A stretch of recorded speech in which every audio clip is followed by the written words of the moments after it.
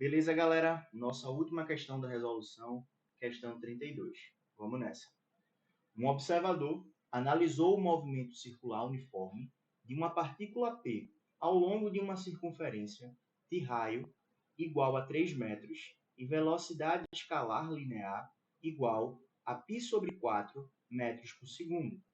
Ele fez o desenho abaixo, indicando a posição da partícula no instante de observação t igual a 3 segundos, que se desloca no sentido anti-horário da circunferência.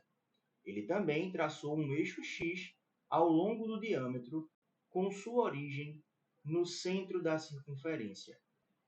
Esse observador pode afirmar que a função horária que descreve a posição da projeção da partícula P ao longo do eixo x no SI é dado por...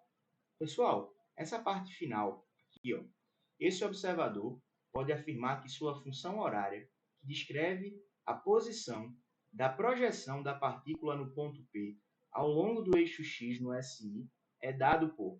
Ele está clamando, ele está falando, cara, usa NHS, usa movimento harmônico simples.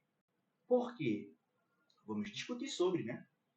Olha só, essa partícula, ela está executando esse movimento circular e uniforme. Beleza? Ela vai executando aqui no sentido anti-horário um movimento circular e uniforme. Como é que eu posso entender a projeção desse movimento circular sobre o eixo x? Pensa comigo, faz de conta que tem uma lâmpada de tubo, beleza? Que varra aqui, né, toda a extensão, beleza? Ao longo dessa circunferência. Se essa partícula a gente imaginá-la como sendo opaca, ou seja, não permite a passagem da luz, ela vai formar uma sombra. E essa sombra é justamente a projeção desse movimento circular sobre o eixo x. Então, olha só, quando a partícula estiver nesse ponto, sua sombra estará nesse ponto. Quando a partícula estiver nesse ponto, a sua sombra estará aqui, nesse ponto. Aqui, nesse ponto. Aqui e nesse outro ponto aqui. Beleza? O que é que acontece a partir de então? Olha só, essa sombra, a partícula vai projetar uma sombra exatamente nesse ponto, galera. Ou seja, o que ocorreu com o sentido do movimento da sombra, da projeção sobre o eixo x? Inverteu-se, beleza? O movimento circular continua ocorrendo no único sentido, no sentido anti-horário, mas a projeção sobre o eixo x teve o seu sentido do movimento invertido. Ou seja, nós temos um movimento que é periódico, com alternância no sentido do movimento. Então, nós temos um movimento harmônico simples. A posição da projeção sobre o eixo x vai variar com o passar do tempo. Por isso que nós temos uma função horária. Mas se desse um branco, como é que eu poderia descrever essa função horária? Primeiro de tudo, nós podemos descrever uma função horária para a posição angular, para a fase angular dessa partícula que está em MCU, que é dada por φ, por exemplo, um ângulo φ qualquer, vai ser igual ao ângulo inicial mais a velocidade angular vezes o tempo, beleza? Essa seria a função horária para o MCU, não é o universo da Marvel, né? Mas é o nosso movimento circular uniforme. E quem seria a função horária para o nosso movimento harmônico simples?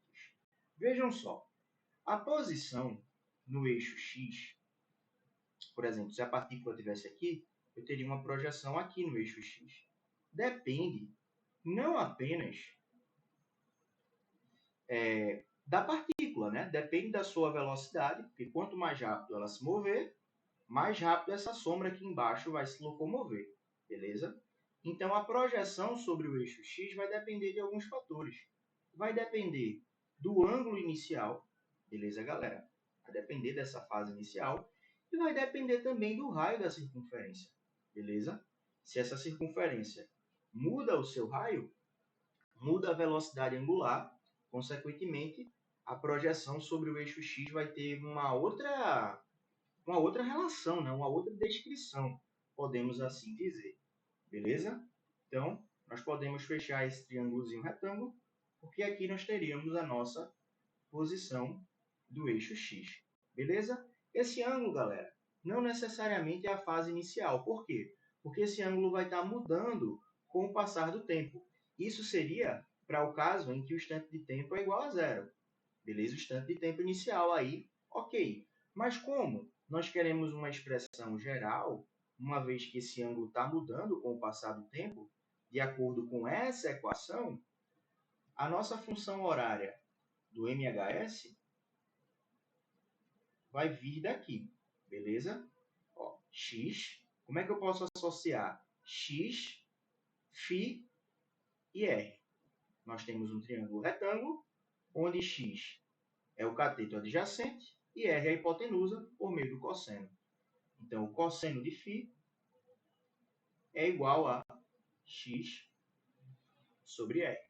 Fazendo o meio pelos extremos, x é igual a r vezes o cosseno de φ. Só que observem, assim como o φ muda com o passar do tempo, o x também muda com o passar do tempo. Por isso, uma equação horária. Então, x de t vai ser igual a r vezes o cosseno de φ. Mas quem é φ? Olha aqui a equação do MCU, galera. Fase inicial mais ômega vezes t. Beleza? Eita, Júlio, é exatamente a função horária da posição para o MHS. Exatamente. Caso você já soubesse, poderia aplicá-la diretamente sem problema. Caso não, está aqui como é que a gente relembra dessas coisas. Beleza? O raio da circunferência nós já temos, então vamos dar um ok aqui. O que nós não temos ainda é essa fase inicial e essa velocidade angular. Beleza? Nós não temos as duas ainda, ok? Então vamos calculá-las. Olha só. Calculando aqui a velocidade angular. Bem, sabemos uma relação entre a velocidade angular e a linear, né? A velocidade linear é a velocidade angular vezes o raio. A velocidade linear... Opa! Cadê? Perdão, pessoal. A velocidade linear é π sobre 4. Beleza? Então, vamos aplicar aqui. π sobre 4. Ômega é quem a gente quer obter e R é 3 metros. Beleza? Então, passando o 3 para o outro lado, ó, pessoal, vai ficar 4 vezes 3, né? Então, a velocidade angular é π sobre 12 radianos por segundo. Então, ó, o ômega obtivemos, melhor dizendo. Falta agora a fase inicial. E a fase inicial vai vir daqui, ó, galera. Lembrem-se que a partícula encontra-se nesse ponto, ou seja, se a gente pegar o círculo trigonométrico em π sobre 2 radianos, no instante de tempo igual a quanto? O enunciado também nos diz. No instante de tempo igual a 3 segundos. Beleza?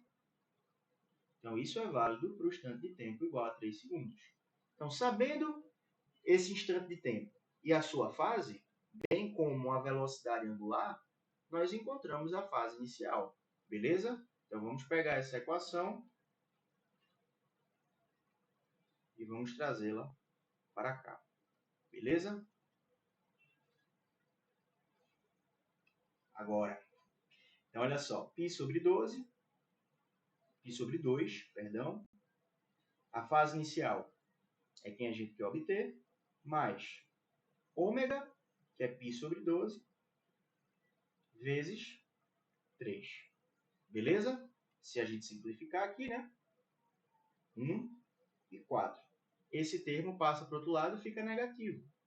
Então, a fase inicial vai ser π sobre 2 menos π sobre 4. Beleza? E isso dá π sobre 4 radianos. Pronto. Como nós temos o raio, a velocidade angular e a fase inicial, problema resolvido, basta a gente substituir. Então, a posição vai evoluir com o tempo de acordo com a seguinte expressão. R vale 3 vezes o cosseno. A fase inicial é π sobre 4, mais ômega, que é π sobre 12, vezes t. Beleza, pessoal? Então, olha só. Nós observamos isso na alternativa E. Beleza? Resposta aí, letra E. Espero ter ajudado com essa resolução, galera. Continue estudando, continue perseverando até o fim. No final, vocês serão recompensados com essa aprovação. Beleza? Deus abençoe vocês. Tamo junto e valeu. Até a próxima.